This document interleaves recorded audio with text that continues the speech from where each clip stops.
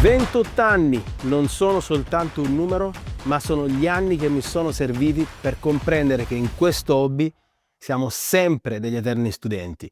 E chi sono i nostri insegnanti, i nostri maestri, i nostri professori? Ce li abbiamo qui dietro di me, dietro le mie spalle. Sono i nostri animali. Che voi alleviate gechi, sauri, serpenti, ragni, non cambia. Gli animali in qualche modo ci parlano sempre. Pur non essendo cani o gatti, gli animali che noi alleviamo in terrario comunicano come tanti altri. Sta a noi riuscire a interpretare i loro segnali e quindi decodificarli in forma di bisogni. Di conseguenza, risolvere delle problematiche per il loro benessere. Questa è la sfida che ogni terrarista ha di fronte a sé tutti i giorni. Ciao, mi chiamo Daniele D'Agostino. Molti di voi mi conoscono perché allevo ormai da quasi 3 decenni, ma per chi non mi conoscesse sono un fotografo e un videomaker professionista con la passione dell'allevamento dei serpenti. Tutto qua. Questo canale è il connubio di quelle che sono le mie competenze o passioni, dalla fotografia all'illuminazione, l'arte dell'immagine, coniugata alla bellezza di questi straordinari animali. È da qui che nasce l'idea di aprire un canale. Era da anni che volevo farlo, è arrivato il momento in cui, non so per quale magico motivo, è scattato l'interruttore. Ed eccomi qui. Questo spazio non vuole essere un piedistallo dal quale parlare, uno spazio dove dall'alto poter insegnare. Per quanto riguarda l'insegnamento e l'apprendimento ci sono libri, scuole, professori. Io sono un semplice appassionato d'allevamento e di selezione che vuole portare la sua esperienza per provare a ispirarvi, per provare a spronarvi, per provare a farvi capire cosa c'è dietro questo mondo, perché ho visto questa passione crescere ed evolversi esponenzialmente negli ultimi anni. Ma nel mondo dei social ovviamente è tutto patinato, è tutto brillante, schiuse fantastiche, deposizioni perfette, parti spettacolari senza uno slug. Ma è questa la vera terraristica? No, ragazzi. Questa è la terraristica dell'illusione dei social. Dietro tutto questo, ovviamente, ci sono sacrifici, sfide, problemi da risolvere, delusioni fortissime, lacrime tanto amare, seguite anche da bocconi zuccherati, ma non sempre tutto rose e fiori. E quindi voglio portarvi con me in questa avventura attraverso una serie di video che andrò a creare per voi, per farvi comprendere quali sono le evoluzioni costanti dietro una snake room e dietro un progetto. Non voglio mostrarvi quali sono i miei animali perché voglio farvi vedere il mio punto d'arrivo, per ostentare quello che ho creato o che posseggo. Non mi interessa. Voglio farvi vedere come poter riuscire anche voi a creare la vostra stanza dei sogni, la vostra realtà terraristica che tanto sognate. Una snake room è soltanto un fotogramma di quel momento, di quell'istante della vostra vita terraristica.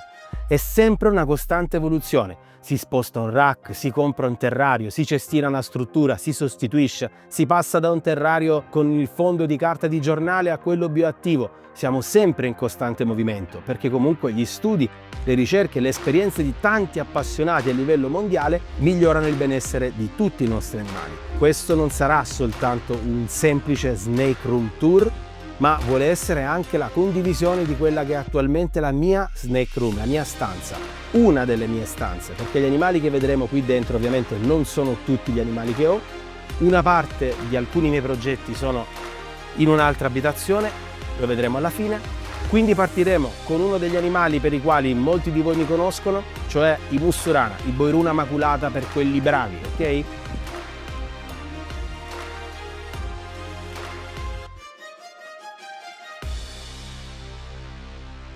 Sono degli animali che ho importato dagli Stati Uniti 15 anni fa come primo in Europa e li ho riprodotti come primo in Europa, quindi comunque ho già una certa esperienza su questa specie, una delle mie specie principali.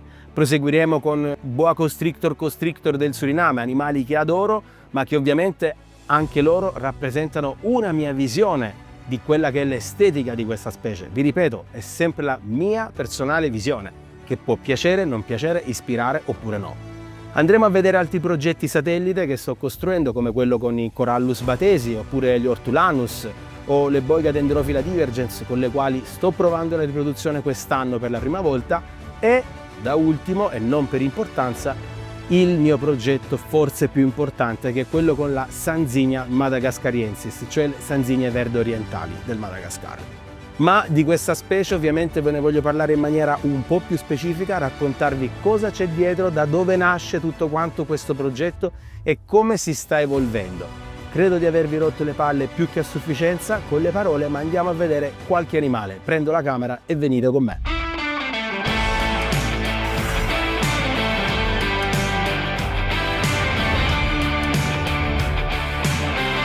Ed eccoci qui, queste sono le mie due femmine di Mussurana, il nome scientifico è Boiruna maculata, maculata perché non si è capito bene in quanto gli ancestrali sono tutti neri, ma la mutazione in questi animali Pied si trova spessissimo anche in natura, presumibilmente infatti la specie maculata viene proprio da qui il nome. La cosa incredibile è che il Pied in questi animali è codominante, quindi praticamente ha anche una forma super che io non ho mai tenuto. Mi sono nati diversi super, ma negli anni non ne ho mai tenuto uno. Quest'anno spero di tenerne uno.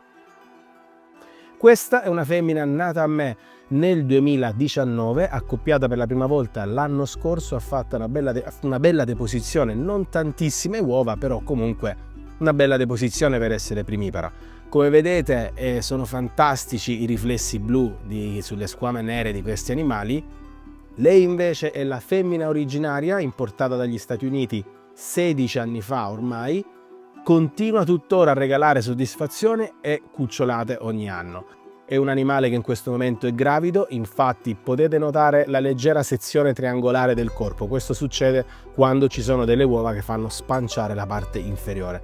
Quindi come animali non hanno una silhouette triangolare, ma comunque leggermente rotondeggiante. Mi raccomando, quando accrescete questi animali, sempre con estrema parsimonia. È un animale più o meno lungo 1,60 m, queste sono teche da 1 metro, profonde 70. Sono terrari che ho costruito circa 20 anni fa in compensato marittimo, trattato con resina epossidica e vernici poliuretaniche. Oggi è vero, abbiamo tantissimi materiali con i quali si costruiscono i terrari, credo che siano tutti validi. Il legno ovviamente ha bisogno di una certa attenzione e cura in più, ma non significa che il legno nelle snake room diventa marcio dopo poco, assolutamente, dipende come lo trattate, come lavora il falegname o se lo fate voi perché siete magari appassionati di fai da te. Queste in pratica sono le mie due femmine principali riproduttive, le altre sono in accrescimento che sostituiranno questi animali nel corso degli anni, almeno si spera.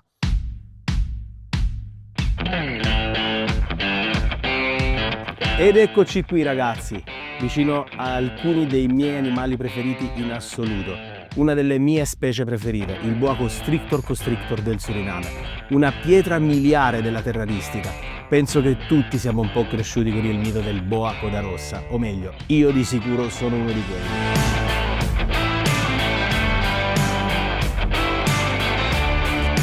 Ci ho impiegato anni a costruire la mia coppia e dico costruire perché il lavoro di selezione nella scelta dei soggetti per un'eventuale riproduzione futura è molto importante ed è una ricerca spesso lunga. Non fatevi ingannare dalla fretta, dalla foga di comprare il primo animale che capita, non accontentatevi. Non troverete comunque mai l'esemplare perfetto, ma potreste avvicinarvi o quantomeno intuire quelle che possono essere delle caratteristiche genetiche che potrebbero trasmettere alla prole.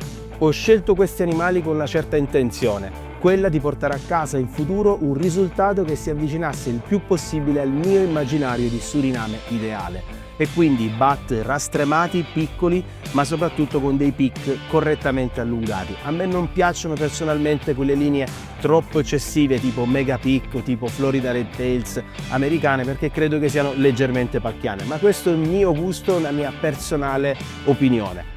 Guardate la testa di questo maschio, è spettacolare e i disegni, i contrasti sono neri, scuri, con la coda rossa. Questo animale viene da un allevamento in F2, c'è in seconda generazione in cattività, quindi ha tutte le caratteristiche di quelle di un Suriname veramente wild. Mi piace tantissimo la tonalità delle selle e mi piace anche il fatto che i bat siano stretti, rastremati, con il pic allungato il giusto, correttamente.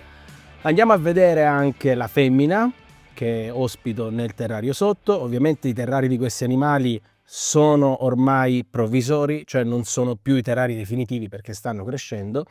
È una femmina che quest'anno purtroppo ha avuto una brutta esperienza con un parto di stillborn e slugs. Come vi dicevo all'inizio del video, non ci sono sempre rose, fiori e petali, ma a volte ci sono anche delle lacrime amare, e quest'anno qualche lacrima amara l'ho dovuta versare.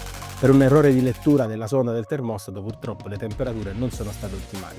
Ma vediamo l'animale. Come potete vedere è una Ladderdale e ha anch'essa dei disegni stupendi, perché ha dei butt veramente molto stretti nel loro punto più fine e dei pic piuttosto allungati. Anche qui abbiamo un bel contrasto con il fondo, delle selle che hanno all'interno del nocciola ma sono bordate di nero, quindi un animale veramente da un forte contrasto. È una femmina di 11 anni, la proporzione come potete vedere è quella di un bel testone, l'occhio è piuttosto piccolo ma incastonato in una bella testa.